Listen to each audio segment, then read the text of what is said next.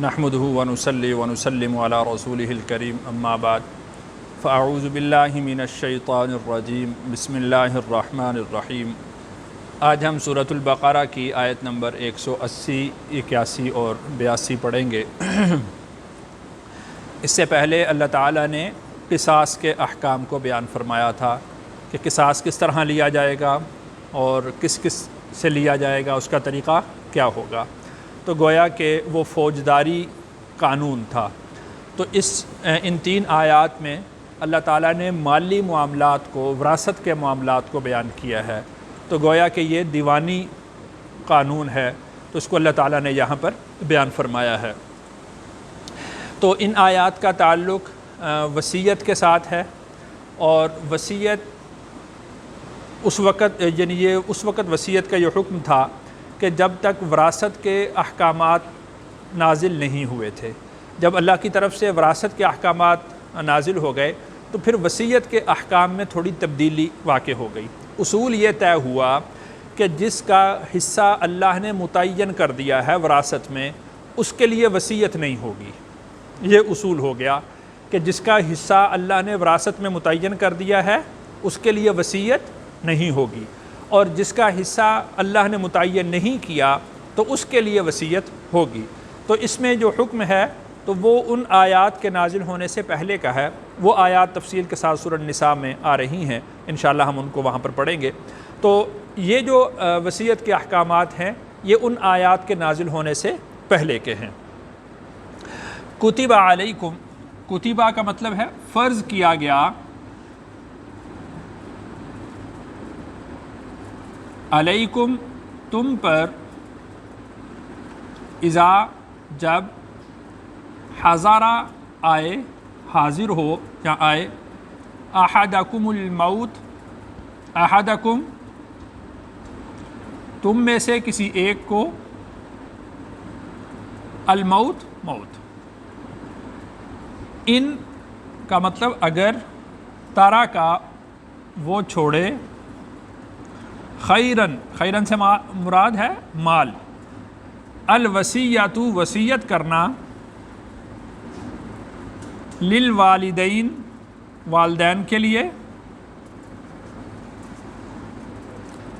والاقربین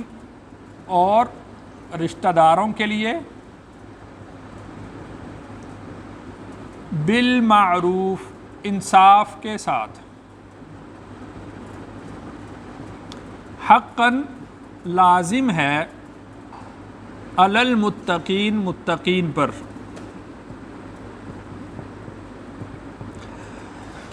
تو اللہ تعالیٰ نے وصیت کا حکم یہ نازل فرمایا کہ یہ وصیت کرنا فرض کیا گیا ہے۔ یعنی اگر کوئی شخص ایسا ہے کہ جس پر بیماری ایسی آ گئی ہے کہ وہ یہ سمجھتا ہے کہ اب اس کے بعد میں نہیں بچ سکتا، جس کو ہم مرض الوفات کہتے ہیں، تو اگر کوئی شخص اس مرض تک پہنچ جائے، اس کیفیت تک پہنچ جائے کہ اب اس کو پتہ چل جائے کہ اب میں دوبارہ ریکور نہیں ہو سکتا، بچ نہیں سکتا، تو اس پر یہ لازم ہے، فرض ہے کہ وہ اپنے مال کی وصیت کرے۔ تو قصاص میں جانوں کے بچانے کا معاملہ تھا، تو وصیت میں مال کے بچانے کا معاملہ بیان کیا گیا ہے۔ تو فرض کیا گیا تم پر جب آئے تم میں سے کسی ایک کو موت، یعنی جب تو وہ مرض الوفات میں پہنچ جائے اور اس کو پتہ چل جائے کہ میری موت آنے والی ہے، تو اس پر فرض کیا گیا ہے، ان ترک خیرا، اگر وہ مال چھوڑے، یعنی اس کے پاس اتنا مال ہو کہ اس کے مرنے کے بعد اس کی تجہیز، تکفین، اس کا قرض وہ ادا کرنے کے بعد بھی اس کے پاس مال بچتا ہو، تو پھر اس پر یہ فرض کیا گیا ہے، الوصیۃ للوالدین، والدین کے لیے وصیت کرنا،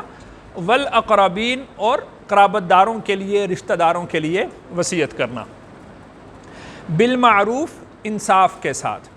تو جیسا کہ میں نے عرض کیا ہے کہ اللہ تعالیٰ نے پھر وراثت کے احکام بیان فرمائے، اور کچھ ورثاء کا حق اللہ نے متعین کر دیا کہ ان کا وراثت میں سے اتنا حق ہوگا، تو والدین اس میں سے پھر نکل گئے، چونکہ اصول یہ طے پایا ہے کہ جس کا حصہ اللہ نے مقرر کر دیا ہے اس کے لیے وصیت کرنا جائز نہیں ہے۔ تو اب چونکہ والدین کا حصہ مقرر ہو گیا تو لہذا والدین کے لیے وصیت کرنا جائز نہیں ہوگا۔ ہاں البتہ والاقربین، جو دوسرے قرابت دار ہیں، جو دوسرے رشتہ دار ہیں، مثال کے طور پر اس کا کوئی بھانجا ہے، بھتیجا ہے جو اس کا وارث نہیں بنتا لیکن وہ یتیم ہو گیا، یا اسی طرح کوئی رشتہ دار غریب ہیں اور نادار ہیں تو ان کے لیے وصیت کرنا، اور بالمعروف انصاف کے ساتھ۔ ایسا نہ ہو کہ کسی امیر کے لیے تو وصیت کر دے اور غریب کو چھوڑ دے، ماں باپ کے لیے کم وصیت کرے، کسی دوسرے کے لیے زیادہ وصیت کر دے، ٹھیک ہے، یعنی اس طرح سے بالمعروف کا مطلب یہ ہے کہ انصاف کے ساتھ وصیت کرنا اللہ تعالیٰ نے ان پر یہ فرض کیا ہے۔ حقاً علی المتقین، اور یہ متقین پر حق ہے۔ اب یہ پہلے تو یہ تھا کہ سارے مال میں سے چونکہ ورثاء متعین نہیں تھے تو سارے مال کی وصیت کرنا جائز تھا، لیکن جب اللہ تعالیٰ نے ورثاء کا حق متعین کر دیا تو اس کے بعد اب ثلث مال یعنی تیسرے حصے کی وصیت کرنا تو جائز ہے، مال کے تیسرے حصے کی وصیت کرنا تو جائز ہے، تیسرے حصے سے زائد کی وصیت کرنا اب جائز نہیں رہا۔ یعنی کوئی شخص یوں کہے کہ میں اپنا سارا مال مسجد میں دے دیتا ہوں، سارا مال مدرسے کو دیتا ہوں، سارا مال یتیم خانے میں دیتا ہوں، سارا مال کسی ہسپتال میں دے دیتا ہوں، تو اب یہ اس کے لیے جائز نہیں ہے۔ اب جو وصیت کا حکم ہے وہ صرف ایک ثلث میں نافذ ہوگا، تیسرے حصے میں نافذ ہوگا، تیسرے حصے سے زائد میں نافذ نہیں ہوگا۔ اگر کوئی شخص اپنے مال کی وصیت کرتا ہے تیسرے حصے سے زائد کی، تو پھر جتنے ورثاء ہیں وہ تمام کے تمام ورثاء اگر اس پر راضی ہوں گے تو پھر وہ وصیت نافذ ہوگی، اور ان کے لیے شرط بھی یہ ہے کہ وہ ورثاء جو ہیں وہ بالغ ہونے چاہیے۔ اگر ورثاء میں کوئی نابالغ ہے تو پھر اب اس کے حصے کی وصیت نافذ نہیں ہوگی، اگر وہ اجازت بھی دے دے تو نابالغ کی اجازت وہ موقوف ہی رہتی ہے، تو وہ نافذ نہیں ہوتی، تو اس کی وصیت کا پھر بھی اعتبار نہیں کیا جائے گا۔ حقاً علی المتقین، یہ لازم ہے متقین پر۔ فمن بدلہ، پس جو شخص بدلہ بدل ڈالے اس کو، بعد ما سمعہ، بعد اس کے کہ اس نے سنا اس کو، فإنما، تو بالکل، اسمہ، اس کا گناہ، علی الذین، ان لوگوں پر ہوگا، یبدلونہ، جنہوں نے تبدیل کیا اس کو۔ دیکھیں کہ جب موت کا وقت ہوتا ہے تو سارے ورثاء تو پاس نہیں ہوتے، تو مرتے وقت اس نے وصیت کی کہ فلاں کو اتنے پیسے دے دینا، فلاں کو اتنے پیسے دے دینا، فلاں کو یہ دے دینا، فلاں کو وہ دے دینا۔ اس کے بعد وہ مر گیا، اب وہ شخص فوت ہو گیا، اب دیکھنے والوں نے دیکھا کہ پاس تو اور ہے کوئی نہیں،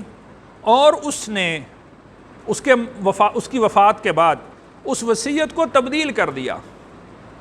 ذاتی اناد کی وجہ سے، اپنے لالچ کی وجہ سے، یا کسی بھی وجہ سے اس نے اس کو تبدیل کر دیا کہ نہیں، اس کے لیے مثال کے طور پر اس نے 1,00,000 روپے کی وصیت کی تھی تو وہ کہتا ہے کہ نہیں، اس کے لیے 20,000 کی ہے، تو اس نے تبدیل کیا نا، اس کو تو نہیں معلوم کہ اس نے میرے لیے کتنے کی وصیت کی۔ تو چونکہ اس وصیت کو نافذ کرنا فرض تھا، واجب تھا، تو اس نے تبدیل کر کے اس فرض کو، اس واجب کو چھوڑ دیا ہے۔ تو اس لیے اللہ تعالیٰ نے ارشاد فرمایا کہ فَمَن بَدَّلَهُ بَعْدَ مَا سَمِعَهُ، جس نے بدل ڈالا اس کو بعد اس کے کہ اس نے وہ وصیت سنی تھی، فَإِنَّمَا اسْمُهُ، تو بالکل گناہ اس کا ہوگا، عَلَى الَّذِينَ، ان لوگوں پر، يُبَدِّلُونَ، جو اس کو بدل رہے ہیں، تو انہی پر ان کا گناہ ہوگا کہ اللہ تعالیٰ نے اس وصیت کو نافذ کرنے کو فرض قرار دیا تھا، تو انہوں نے اس فرض کے اندر تبدیلی کر دی اور اس فرض کو چھوڑ دیا۔ یہاں پر یہ بات یہ سمجھ لیں کہ جس طرح جو وصیت کرنے والا شخص ہے، جب وہ وصیت کرے، اگر اس کی وصیت شریعت کے مطابق ہو تو پھر اس وصیت کو پورا کرنا لازم ہوتا ہے، اور اگر وہ خلاف شریعت ہو تو پھر اس وصیت کو پورا کرنا لازم نہیں ہوتا۔ اور دوسری بات یہ کہ اگر بعد کے جو ورثاء ہیں، اگر مثال کے طور پر وہ کوئی ایک سوال لکھتے ہیں، وہ حاکم کے پاس لے جاتے ہیں، مفتی کے پاس لے جاتے ہیں کہ ابا جی نے یہ وصیت کی تھی تو اس وصیت کا حکم کیا ہوگا، تو اب دیکھیں کہ جو مفتی ہے یا جو حاکم ہے وہ اس کی وفات کے وقت تو وہاں موجود نہیں تھا، تو وہ تو اس لکھے ہوئے کے مطابق فتویٰ دے گا نا۔ اب اس لکھے ہوئے کے مطابق جب اس نے فتویٰ دیا تو ہو سکتا ہے کہ جو کسی کے ساتھ زیادتی ہو جائے، تو اب اس کا گناہ مفتی پر نہیں ہوگا، اس لیے کہ مفتی نے تو اس کے مطابق فتویٰ دیا جیسا کہ اس سے پوچھا گیا تھا، تو گناہ اس پر ہوگا علی الذین یبدلون، جنہوں نے اس کو تبدیل کیا ہے، جنہوں نے اس کو پھیر دیا ہے، جنہوں نے اس کو بدل دیا ہے، گناہ اس پر ہوگا، عالم پر، حاکم پر، مفتی پر اس کا کوئی گناہ نہیں ہوگا۔ ان اللہ، بے شک اللہ، سمیع، سننے والے، علیم، جاننے والے ہیں۔ تو اللہ تعالیٰ نے اپنی یہ صفات یہاں پر اس لیے بیان فرمائیں تاکہ کوئی شخص بھی جو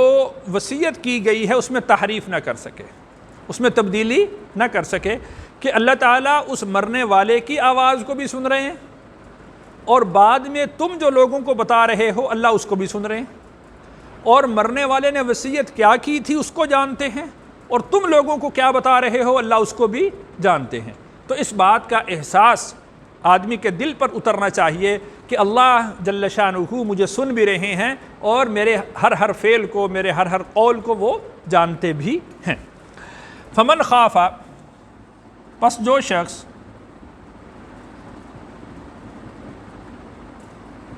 خافا، خوف رکھے، من موسن، وصیت کرنے والے سے، جنافن، طرفداری کا، او اثمن، یا گناہ کا،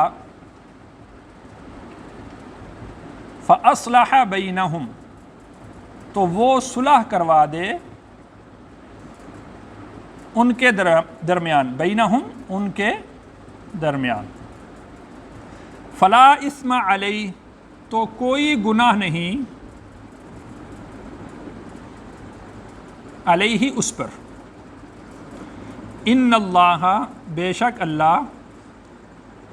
غفور الرحیم، معاف کرنے والے، رحم کرنے والے ہیں۔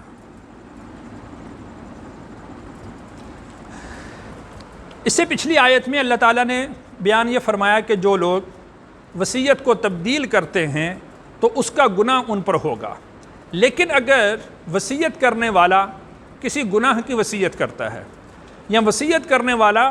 کسی کے لیے زیادہ وصیت کر دیتا ہے، کسی کے لیے کم وصیت کرتا ہے، اور اس سے ظلم کا شائبہ ہوتا ہے، تو جو وصیت کو سننے والا ہے اس کے لیے یہ جائز ہے کہ اس کو سمجھا بجھا کر اس کو درست راہ پر لے آئے کہ بھئی یہ تم گناہ کی وصیت کر رہے ہو، یہ گناہ کی وصیت کرنا جائز نہیں ہے، یا بعد میں ورثاء کو یہ بات سمجھا دے کہ اس طرح ایک کا حق مرتا ہے اور دوسرے کا حق دوسرے کو زیادہ مل جاتا ہے۔ تو اگر وہ اس طریقہ سے ان کے درمیان صلح کروا دیتا ہے کہ کسی کا حق نہ مارا جائے اور سب کے ساتھ انصاف ہو، اور یعنی جو وصیت کرنے والا ہے اس پر بھی کوئی گناہ نہ لازم آئے، تو اب چونکہ اس نے تبدیل تو کیا ہے وصیت کو، لیکن اس نے وصیت کو تبدیل کر کے خیر کی طرف موڑ دیا ہے تاکہ کسی پر ظلم نہ ہو، کسی پر زیادتی نہ ہو، تو اس لیے اللہ تعالیٰ نے ارشاد فرمایا کہ فمن خاف من موسن، اگر کسی شخص کو یہ خوف ہو وصیت کرنے والے کی طرف سے، جنفن، بے جا طرفداری کا، یعنی خام خواہ وہ کسی کو زیادہ دے رہا ہے، او اثمن، یا گناہ کا، یعنی گناہ کی وہ وصیت کرتا ہے،